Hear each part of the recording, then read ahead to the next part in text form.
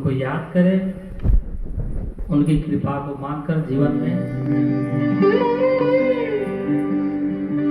अभी गीता का दूसरे अध्याय में हम प्रवेश करते हैं।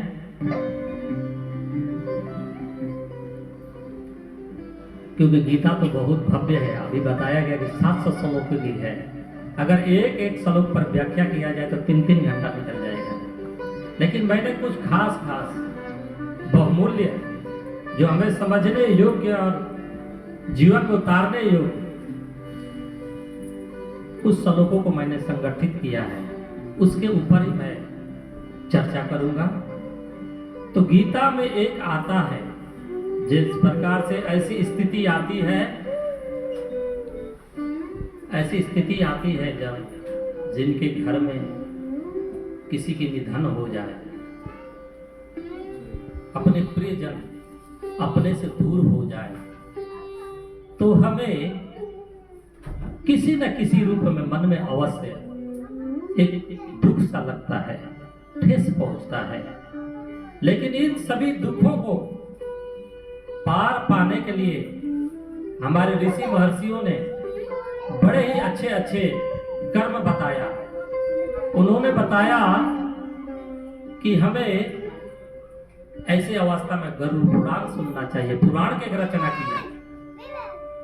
लेकिन जो गरुड़ पुराण को नहीं समझेंगे ना, वो भ्रम में पड़ जाएंगे।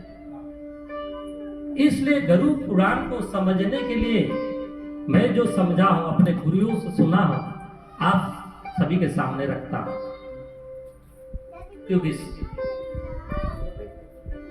एक गरुड़ पुराण एक ऐसी ग्रंथ है, 18 पुराणों में ये भी एक है ना, याद रखिए। महर्षि वेद व्यास ने 17 पुराणों का रचना किया, लेकिन उनको शांति नहीं मिली, बेचैन थे। क्योंकि उन्होंने ऐसे ऐसे ग्रंथों को रचना किया ना, जिसमें गरुड़ पुराण भी आता है।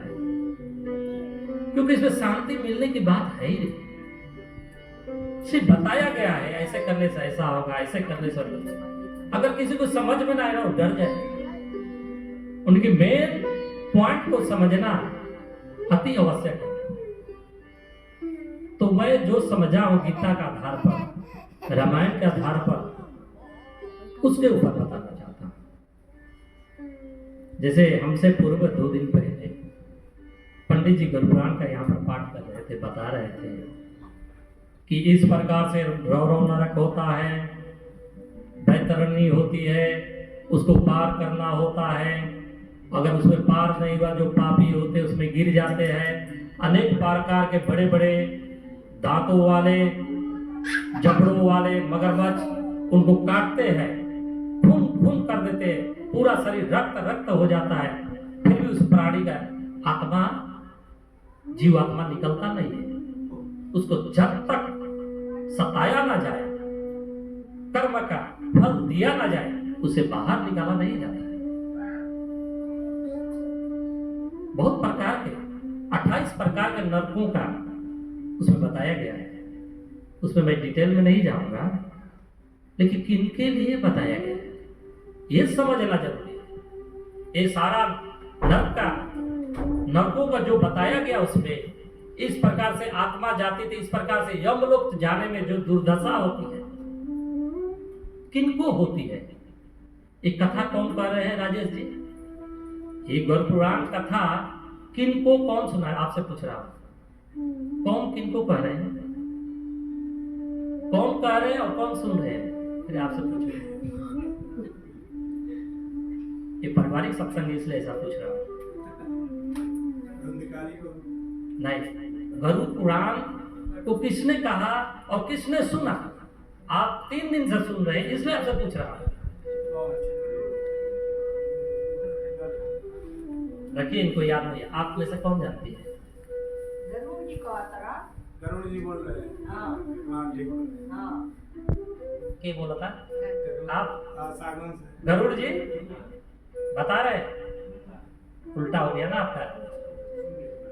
गरुड़ जी प्रश्न कर रहे हैं और विष्णु भगवान सारे बातों को समझा रहे हैं, याद रखना। बहुत अच्छा बात है। आप पूरा घर प्राण आप तो क्या दान भी दे रहे हैं ना बर्मीज वाला, कम से कम अध्ययन करना चाहिए। फिर बोलिए।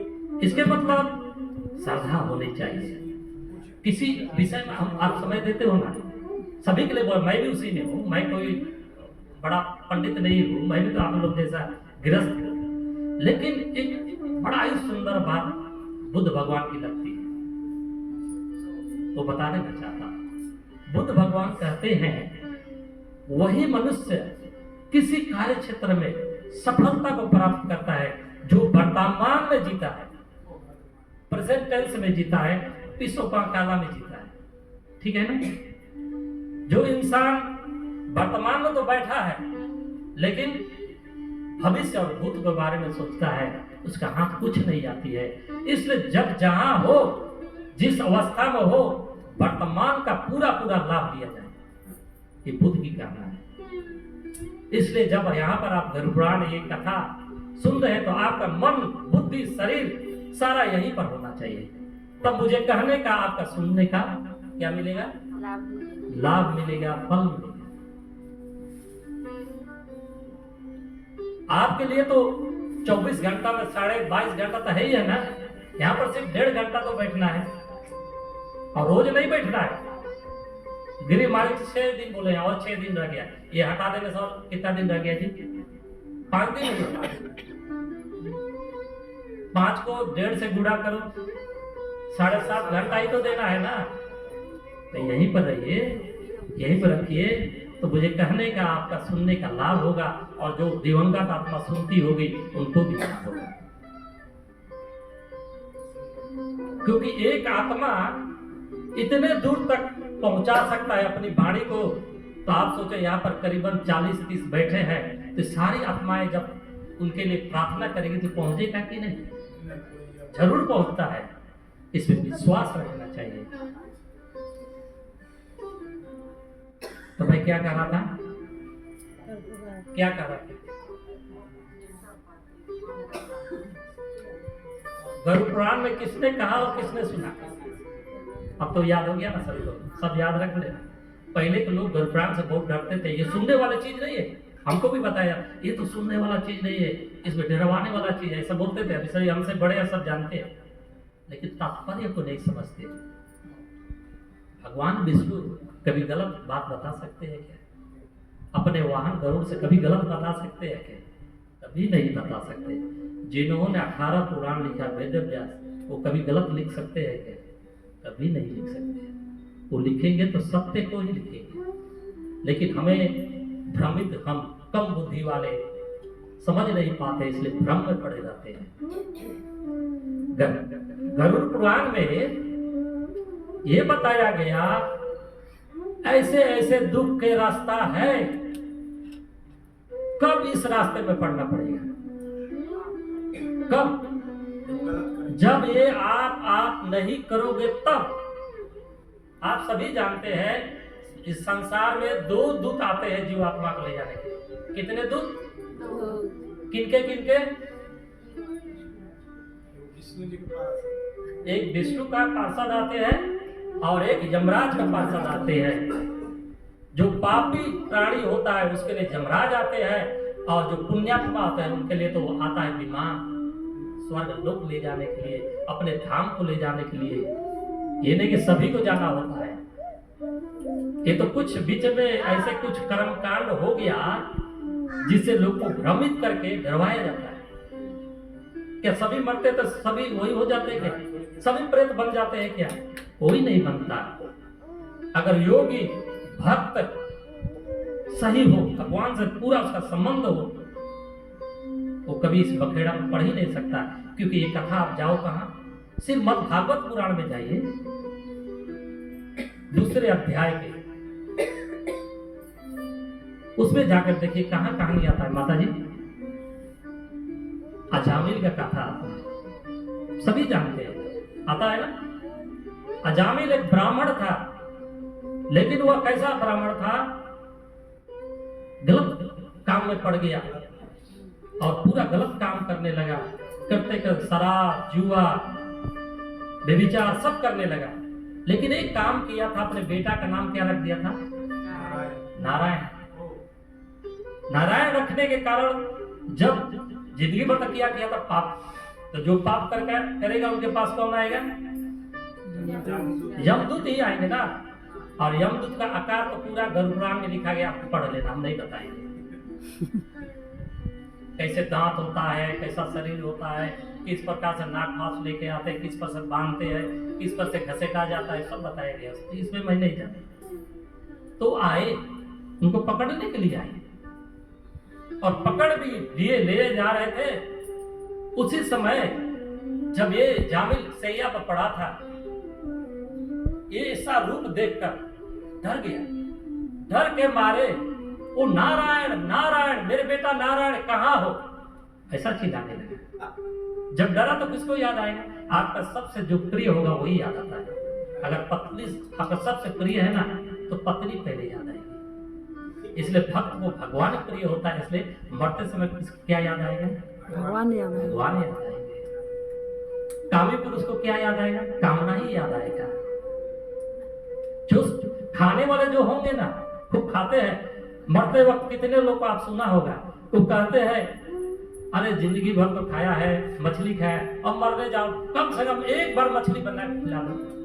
तो घर का लोग क्या कहते हैं, जानते हैं क्या कहते हैं? आपने सुना होगा, मैं भी सुना। अरे जल्दी इसको मछली अच्छा बना के खिला दो, इसका प्राण निकल जाए जल्दी, नहीं तो अटका रहेगा। इतने मूर्ख लोग थे, मूढ़ लोग थे, उनको ये ज्ञान नहीं कि जाते वक्त ऐसे अधर्म में डाल रहे हैं, उसको नहीं करना चाहिए, ये गलत धारणा है। तो क्या जाता है अंत में, जो आप जिंदगी भर जो करके आए हो ना, मरते वक्त इसी गरुड़पुराण में लिखा गया है, जब प्राण निकलता है ना, एक बिच्छू का दंड नहीं, 5 नहीं, 10 नहीं, 100 नहीं, 500 नहीं, 1000 जितना दर्द होता है। सोचो 1000 जितना पीड़ा होगा तो आपका क्या होश रहेगा? अभी तो 104 की बुखार आने तो ये काम नहीं करता ना, कहाने लगते हैं, रोने लगते हैं, आवाज नहीं निकलता, कुछ अच्छा सोचने का मन नहीं करता। हो जाता है कि नहीं ये अवस्था? जब 1000 बिच्छू का दंड जैसा तकलीफ होगा तो क्या मतलब होगा? इसलिए हरे कृष्णा हरे रामा में बताया कि इतना भगवान का माला जप करो कि कम से कम ये आपका धारणा ही बन जाए, ये संस्कार ही बन जाए कि जब दुख आए तब आपको एक बार तो परमात्मा की याद, उनके रूप को याद रखें, कि ताकि आपका मुक्ति मिले। अंतमति सो गति। बुद्ध भगवान कहते हैं, त्रिपिटक में कहा गया शब्द है, कहते हैं कि जिस मनुष्य का प्राण जिस अवस्था में निकलता है, जिस प्रकार से उसकी चित्त की वृत्ति होती है, समझते हो ना, चित्त यानी सैया, सही, जिस प्रकार से उसकी चित्त की वृत्ति है, ठीक अगला जीवन उसको वैसा ही मिलता है। तो क्या हुआ? अजामिल जब चिल्लाने लगा तो उसका बेटा को ही याद आएगा ना, लेकिन उसमें तो भगवान का नाम था। तो तुरंत वहां से बड़े ही तीव्र गति से बैकुंठ से कौन आ गए? विष्णु के पार्षद लोग आ गए और ये यमराज के दूतों को भगाने लगे, इसको छूना मत, ये तुम लोग का मामला नहीं है, ये केस मेरे धाम को जाएगी, ये विष्णु जी की धाम में जाने वाली केस है, तुम लोग से कोई मतलब, हट जाओ। मारपीट भी हुआ है, लिखा गया श्रीमद् भागवत गीता में, बहुत मार खाए हैं, यमदूतों को बहुत मारा गया। तब भागते हैं और भाग के यमराजपुरी में जाते हैं, और यमराजपुरी में जाने के बाद में कहते हैं पूरा ये नाक फांस ये सब यंत्र यज्ञ फेंकते हैं, उनके सभा में फेंक देते हैं। कहते हैं यमराज आज के बाद में आपके हम नौकरी नहीं करेंगे, काम नहीं करेंगे, आज से हम छोड़ते हैं आपका काम को। यमराज घबरा जाते हैं, क्या बात है, क्यों काम को छोड़ रहे हो, क्या हुआ? यमराज पूछते हैं हमसे। तो यमराज पूछते हैं तो कहते हैं आपने भेजा था वहां पर पकड़ने के, पूरा जीवन वो गलती किया, पूरा उनका हिसाब किताब लगा कर भेजा था कि पापी है, इसको पकड़ के लाओ। लेकिन वहां पर जब गए तो हमको विष्णु दूतों ने ऐसा मारा भगाया, आज के बाद हम काम करने वाले नहीं, ऐसा बोलने लगे। ऐसा मत करो, आज के बाद में हम एक विधान बना देते हैं। क्या बनाते हैं? एक नियम बना देते हैं, एक उबड़े लागू कर देते हैं। जो मनुष्य अपने जीवन में एक बार भी परमात्मा का नाम ले लेगा, इस जीवा से, शरीर से, मन से, तन से, उसको लेने के बाद हम कभी उनको छूने भी नहीं जाएंगे। अगर जो मनुष्य कभी भी भगवान को, नाम को याद नहीं करेगा, पाप कर्मों में पड़ा रहेगा, तुम लोग का पूरा अधिकार है पकड़ के लाना, मार मार के लाना। यहाँ पर मैं सजा देने के लिए नरक 28 नरकों का व्यवस्था किया है, गरुड़ पुराण में पढ़ लेना। हम उसमें यातना देंगे उसको। लेकिन जो मनुष्य एक बार भी परमात्मा का नाम ले लेगा, ये विष्णु यमराज जी की कहना है ना, मैं नहीं कह रहा। इतना बढ़िया हम लोग के लिए बचने के लिए बताए, जो कर लेगा उसको कभी पकड़ के मत लाना, वो तो विष्णु को धाम ही जाएंगे। विष्णु भगवान क्या करें, उनका काम।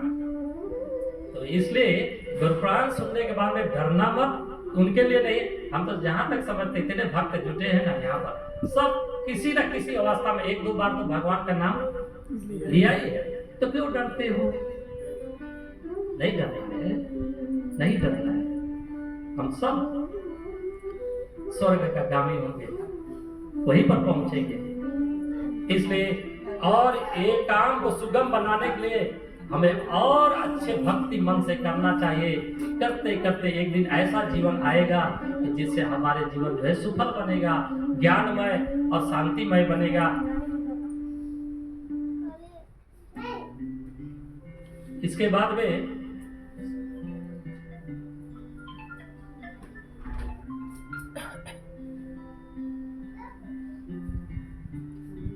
एक छोटी सी कहानी कहता हूं, उसके बाद में मैं समाप्त करूंगा।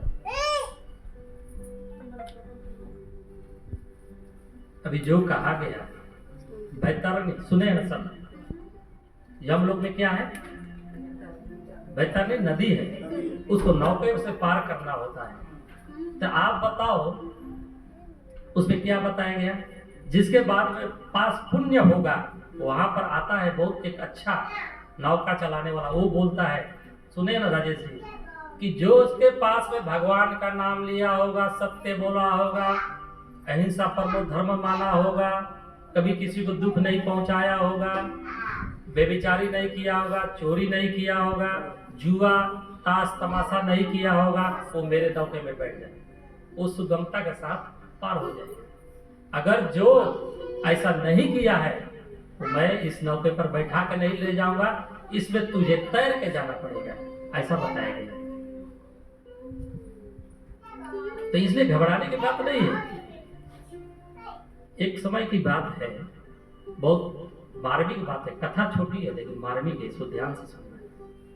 एक समय की बात है, एक सेठ जी थे, उसका एक बड़ा बेटा था। बड़ा बेटा तो एक दिन उसको 3 असरपियां देते हैं। उस समय का पैसा असरपी होता था, सोना का। आज मान लीजिए 10-10 हजार का नोट 3 दिए और बोला, जा बेटा इसको तुम ऐसा सदुपयोग करना, पहला पैसा का ऐसा सदुपयोग करना जो सिर्फ यहाँ ही काम में आए, और दूसरे पैसा को ऐसा सदुपयोग करना जो यहाँ भी काम आए और वहां भी काम आए। और बोले एक पैसा का ऐसा यूज करके दिखाना हमें कि यहाँ भी काम में ना आए और वहां भी ना काम में आए, और कैसा कैसा तूने किया मुझे फिर बताना। लेकिन वो बेटा जो था बड़ा ही ज्ञानी था, ऐसे सत्संगों में जाता था, सुना था अपने गुरुओं से बातों को कि क्या क्या है, धर्म का उपयोग क्या है। धर्म का तो 3 ही गति है ना, दान, भोग और नाश, लेकिन सबसे उत्तम गति दान है। यही बात को कथा के रूप में बता रहा हूं। उसका बेटा बाजार में जाता है, जाने के बाद में देखता है गरीब बैठा है, भीख मांग रहा है, दुखी है। उसे वहीं पर कहीं अन्न का पैकेट मोलता है, वस्त्र अच्छा में वस्त्र मोल के देता है, हर पेट खाने और उड़ने पहनने का 10,000 खर्चा करके उसका हाथ में थमा देता है। एक काम कर दिया। और आगे निकलता है तो बड़ी सा बढ़िया दुकान, खाने पीने मिठाई की दुकान दिखाई देता है। जहाँ पर सारा मिठाई पड़ा है, खाने को बहुत तरह तरह के मिष्ठान बना है, वहाँ पर घुसता है, बैठता है और अच्छा से खाता है। वहाँ पर 10,000 खत्म कर दिया। अब अंतिम 10,000 तो लूट रहा। आगे जाता है तो पिताजी कहे थे यहाँ भी काम में ना आए, वहाँ भी ना खाए, इसको कहाँ यूज किया जाए। आगे जाता है तो देखता है एक नर्तकी का गृह जगह है जहाँ पर नाच गाना हो रहा है, वहीं पर 10,000 दे के चला आता है। जब घर में आता है तो पिताजी पूछते किस प्रकार से तूने किया, तो बोला पिताजी पहला धन को तो मैंने ऐसा किया है, सिर्फ आगे ही काम में आएगा। क्या किया तूने? बहुत खुश होकर पूछते थे क्या किया? बोला पिताजी ने किसी गरीब को दान दे दिया। दान दे दिया? सही है, ये तुम्हारा धन आगे के लिए जमा हो गया। तो याद करना, हम वो कमाई करें, वो काम करें जो वहां पर अवश्य काम है। पहला ना। दूसरा जो है, पूछा दूसरा तूने क्या किया? बोला पिताजी बहुत जोर से भूख लगा था, बहुत बढ़िया होटल दिखाई दिया, उसमें बैठा, अच्छा से दबाया, अच्छा से खाया और खाने के बाद में 10,000 खत्म करके वहां से निकल गया। बोला हाँ बेटा, ये तो पैसा तुमने अपने ऊपर खत्म किया, तो फिलहाल के लिए है, अभी के लिए, यहाँ के लिए, ये भी सही हुआ। लेकिन यहाँ भी ना हो, वहां भी ना हो, मुझे समझ में नहीं आता है। एक 10,000 का नोट क्या किया? बोला पिताजी ये तो बड़ा ही सहज है, आजकल के जमाने में तो यही हो रहा है ना, यहाँ का भी नहीं हो रहा है, वहां के लिए भी नहीं हो रहा है, यही सारा दुनिया कर है। एक नर्तकी थी, नाच कर रही तो वहीं पर देख लिया गया। तो हमें धर्म में, गीता में ही बताया गया है कि धन का उपयोग 3 प्रकार होता है। जो दान हो जाएगा सदैव उस अकाउंट में जमा हो जाएगा और कई गुना ब्याज के साथ में भाग्य बन के अगले जीवन में आएगा। और हम खा लेंगे तो यहाँ पर शरीर उसे भोग बोला गया। और तीसरा गति क्या है? अगर कुछ नहीं करते तो नाश तो होना ही है, आग लग के जाएगा, टैक्स में जाएगा, रोग घर में आके जाएगा, कोई ना कोई एक कारण बन के अधिक पैसा निकल जाएगा। इसलिए प्रार्थना करना चाहिए परमात्मा से, हे परमात्मा हमने इतना तकलीफ, इतना कष्ट करके जब पैसे को कमा रहे हैं तो मेरा धन का गति क्या हो, क्या होती के कौल जी? मेरे धर्म की गति क्या हो? धन की गति उत्तम ही हो, यानी दान में ज्यादा से ज्यादा जाए। तो इस प्रकार से भगवान से प्रार्थना करना चाहिए। अभी समय होने का आया और कहने का तो बहुत है मन में, लेकिन देखते हैं फिर अभी 1-2 भजन भी गाना है सबके साथ में, तो आप सब गाएंगे। कल कागज का